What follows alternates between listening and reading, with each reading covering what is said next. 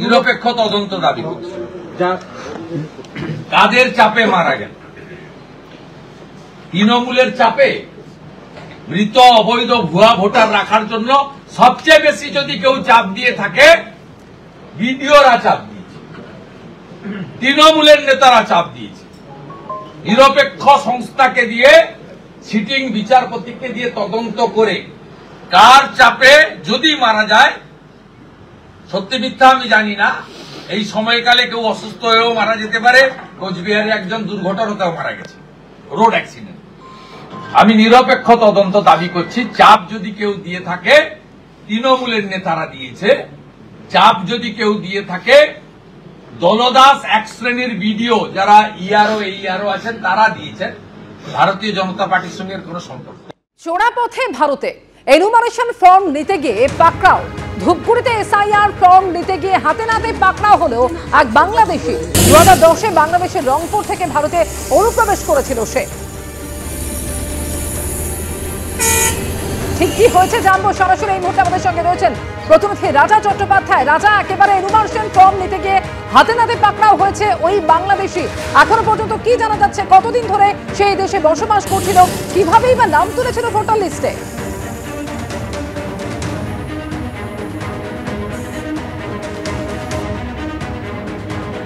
যোগাযোগ করার চেষ্টা করছি এবং আপনাদের যে খবর জানাচ্ছি, ধূপগুড়িতে এসআইআর ফর্ম নিতে গিয়ে হাতে নাতে পাকড়াও হয়ে গেল এক বাংলাদেশি। 2010-এ বাংলাদেশের রংপুর থেকে ভারতে অনুপ্রবেশ করেছিল সে। রাজা চট্টোপাধ্যায় রয়েছেন আমাদের সঙ্গে টেলিফোন লাইনে। রাজা, কি জানা যাচ্ছে, কতদিন ধরে দেশে বসবাস করছিল ওই বাংলাদেশি এবং কিভাবেই বা নাম তুলেছিল ভোটার লিস্টে? দেখো, এই যে শ্যামল রায় তার বিরুদ্ধে অভিযোগ উঠেছে, তিনি গত 2010 সালে ময়নাগুড়ির রাজারহাটে তিনি আসেন এবং সেখানে বসবাস শুরু করেন।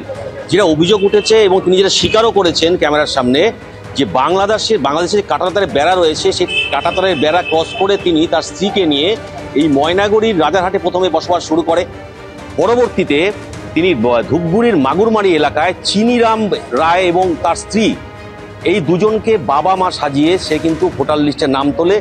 পাশাপাশি তিনি পরিষ্কার করে স্বীকার করেছেন যে 9,500 টাকার দালালকে দিয়ে তিনি কিন্তু ভোটার লিস্টের নাম তৈরি করেন এবং অন্যান্য যে নথি সেগুলো কিন্তু তৈরি করেন। তিনি যখন আজকে ফর্ম আনতে গিয়েছিলেন, সেখানে কিন্তু বাসিন্দারা তাকে চেপে ধরে এবং তাকে চিনতে পারেননি। এলাকার লোকজন যেটা বলছে, এই ব্যক্তিকে, শ্যামল রায়কে তারা কেউ চেনে না, এই এলাকায় থাকে না, তার নাম কিভাবে এখানে ভোটার লিস্টে উঠলো বা ফর্মই বা কীভাবে উঠলো, এই নিয়ে কিন্তু তাকে চেপে ধরার পর তিনি কিন্তু পুরো বিষয়টি স্বীকার করেন। পাশাপাশি তৃণমূল নেতৃত্ব যারা রয়েছে যারা পরিষ্কার বলছেন, এই শ্যামল রায় যখন কাঁটাতারের বেড়া দিয়ে ভারতে প্রবেশ করছিল, তখন বিএসএফ কি করছিল, কেন্দ্রীয় সরকার কি করছিল, তার জবাব কেন্দ্রীয় সরকার বিএসএফকে দিতে হবে। পাশাপাশি তিনি যদি অবৈধভাবে এসেই থাকেন বা দালালের মাধ্যমে তিনি অন্যান্য নথি তৈরি করেন, সেটা তদন্ত করবে বিএলও। তার প্রতি যদি তার দোষ থাকে কোনো, তার আইনানুগ ব্যবস্থা কিন্তু সব প্রশাসন নেবে। পাশাপাশি এই শ্যামল রায় গত 2010 সাল থেকে এই এলাকায় আসে, আজকে ফর্ম নিতে গিয়ে কিন্তু সাধারণ মানুষের সঙ্গে পড়ে ও হাতে নাতে তাকে ধরে ফেলে। ধন্যবাদ রাজা। আজকে প্রথম দেখলাম, শুনলাম যে এর আগে নাকি ওরা এখানে ভোট দিয়েছে, এটা বললো। তো ইনি কি কখনো এই বাড়ির মালিক কি বাংলাদেশে গেছিলেন? আপনারা কি জানেন? না, জানেন না। তো এখন আপনারা এই যে আপনার এলাকার লোক এখানে ভিড় জমাইছেন, মানে কি কারণে, কি করবেন এখন? ওই শুনতেছি যে এই ব্যাপারগুলো শুনতেছি। বিএলও আসছিল না, বিএলও ফর্ম দিতে বাংলাদেশ থেকে আমরা বলি যেহেতু আমাদের ইন্ডিয়া, আমাদের হিন্দু রাজ্য, এই জন্য আমরা বৈধভাবে আসছেন না অবৈধভাবে? অবৈধভাবে আসছি। তখন থেকে এখানেই আছেন? তখন থেকে এখানে আছি। এখানে বলতে কোথায় আছেন? রাজারহাটে। রাজারহাটে আছি। রাজারহাটে কতদিন ধরে আছেন? রাজারহাটে তোমার 1 বছর থেকে আছি। আচ্ছা, কি সমস্যা হয়েছে এখন? এখন সমস্যা হয়েছে, আমরা যে আইডেন্টি কার্ড করছি 18 সালে, মানে এইখানকার অ্যাড্রেস দিয়ে, ঠিক আছে। এখন ওখানে আমরা জায়গা জমি কিনছি, কেনার কারণে এখন তো এসআই ফর্ম যে আসছে সরকার থেকে দিচ্ছে, সেটা আমরা নিতে আসছি। নিজের 2 ছেলে মেয়ে, ভোটার তালিকায় আরো 4 ছেলে মেয়ে, ফের অন্যকে বাবা বানিয়ে ভোটার তালিকায় নাম তোলার অভিযোগ। এসআইআর ফর্ম পূরণেও অভিযোগ 4 বাংলাদেশির বিরুদ্ধে। আলিপুরদুয়ারে বঞ্চু কামারিতে অস্বস্তিতে ষাটোর্ধ্ব ধনেশ্বর বর্মন। নির্বাচন কমিশনে অভিযোগ দায়ের করা হয়েছে, ব্যবস্থা নেওয়ার আর্জি ধনেশ্বরের। নিজের ছেলে মেয়ে ছাড়াও 4 জন ভোটারের বাবার নাম ধনেশ্বর বর্মন, আর ধনেশ্বরকে বাবা দেখিয়ে তালিকায় নাম তোলার অভিযোগ 4 জন বাংলাদেশি। অভিযুক্ত দীপক বর্মন, শিবু বর্মন, ধরণী বর্মন এবং সুমি বর্মন। ধনেশ্বরকে বাবা দেখিয়ে নাম তোলার অভিযোগ স্বীকার। 2002-এর তালিকা দেখে ধনেশ্বরকে বাবা দেখিয়ে এনুমারেশন ফর্মও পূরণ হয়ে গিয়েছে, আর ফর্ম পূরণের পর জমাও দিয়েছেন। জানিয়েছেন 12/128 নম্বর বুথের বিএলও। তথ্য যাচাই করা তার কাজ নয়, প্রতিক্রিয়া বিএলও সরস্বতী দাসের। ফিল আপ করছি, কিন্তু ফিল আপে জমা নেয় নাই, কারণ আমার একজন নকলি বাবার নাম আছি, এই বাবার নামের সূত্র ধরে ফর্মটা নেয় নাই জমা। যদি বাবার নামটা যদি নকলিভাবে না হইতো, আমার যে 2025-এর যে ডকুমেন্ট আছে ওই সূত্র ধরে জমা নিতে চেয়েছিল। মানে আপনি কি করছেন? অন্যকে বাবা করছি। মানে কেন এটা কেন করতে গেলেন? না, ভোটের সময় তখন ওরা পঞ্চায়েতের ঘরে বলছিল, দিয়া গ্রামের ছেলে আসছে যখন করি, এইভাবে ভোটটা তুলে দিল। দুইজন এখন ইয়াতে দেখি আরও 2-4 জন বাড়ে গেছে। কিছু ভোটার ইয়াতে আরও 4 জন বাড়ে গেছে। তারা কারা? তারা এইখানে গ্রামের। তারা কি কেউ হয় আপনার? না, আমার কোনো আত্মীয় হয় না, কোনো কিচ্ছু হয়। প্রতিবেশীকে বাবা সাজিয়ে ভোটার লিস্টে নাম তোলা হয়েছে। ভোটার লিস্টে সাদ্দাম হোসেন বদলে গেলেন রাজু মণ্ডলে। প্রতিবেশী মহাদেব মণ্ডলকে বাবা সাজিয়ে ভোটার লিস্টে নাম তোলা হয়েছে বলেই অভিযোগ। ঠিক কি অভিযোগ, আরো বিস্তারিত জানবো আমাদের প্রতিনিধি সমীরণ পালের কাছ থেকে। সমীরণ, দেখো, অভিযোগটা হচ্ছে বসিরহাট 1 নম্বর ব্লকের বিডিওর কাছে মহাদেব মণ্ডল অভিযোগ করেছেন যে সাদ্দাম হোসেন, যার বাবা শামসুদ্দিন মণ্ডল, কিন্তু এই মহাদেব মণ্ডলকে বাবা দেখিয়ে তিনি নাম তুলেছেন এবং রাজু মণ্ডল নামে তার ভোটার তালিকায় নাম রয়েছে। এবং শুধু তাই নয়, সব থেকে চাঞ্চল্যকর অভিযোগ যে এনিউমারেশন ফর্মও তিনি ফিল আপ করে ফেলেছেন এবং পোর্টালে সেটা আপলোড করা হয়ে গেছে। এবং এই মর্মে বসিরহাট 1 নম্বর ব্লকের বিডিওর কাছে তিনি অভিযোগ জানিয়েছেন।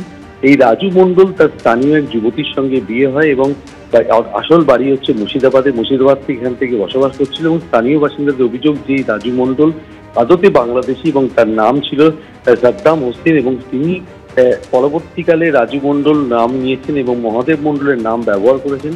এবং মহাদেব মণ্ডল এই মর্মে অভিযোগ করেছেন বসিরহাট 1 নম্বর বিডিওর কাছে। জেলা প্রশাসনের তরফ থেকে অভিযোগ খতিয়ে দেখা হচ্ছে, কিন্তু সংশ্লিষ্ট বিএলও জানিয়েছেন যে তার নাম রাজু মণ্ডল এবং বাবার নাম মহাদেব মণ্ডল, এটাই তিনি জানেন এবং সেই মর্মেই তিনি ফর্ম ফিল আপ করেছেন এবং সেটাকে আপলোড করা হয়েছে।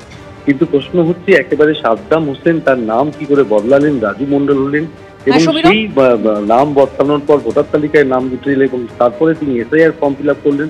এই গোটা পদ্ধতি নিয়ে প্রশ্ন তুলেছেন এলাকার বাসিন্দারা। ধন্যবাদ সমীরণ। প্রতিবেশীকে বাবা সাজিয়ে ভোটার লিস্টে সাদ্দাম হোসেন বদলে গেলেন রাজু মণ্ডলে। বসিরহাটের ঘটনা।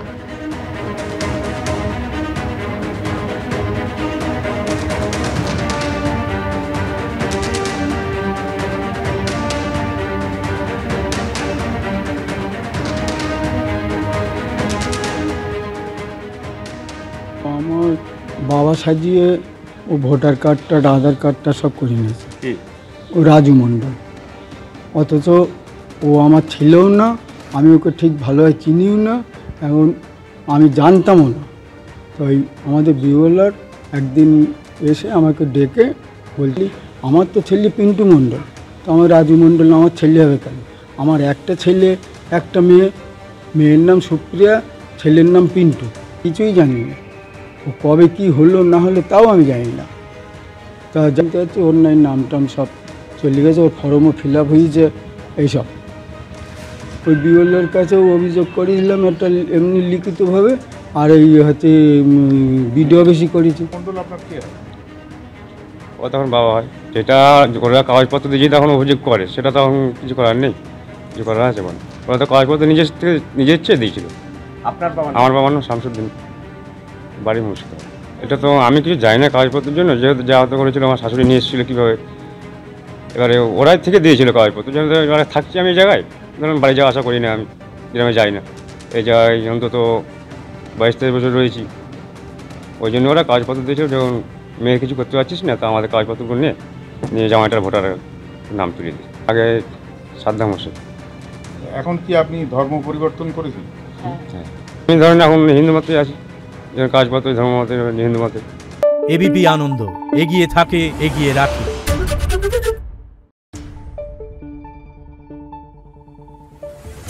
Thank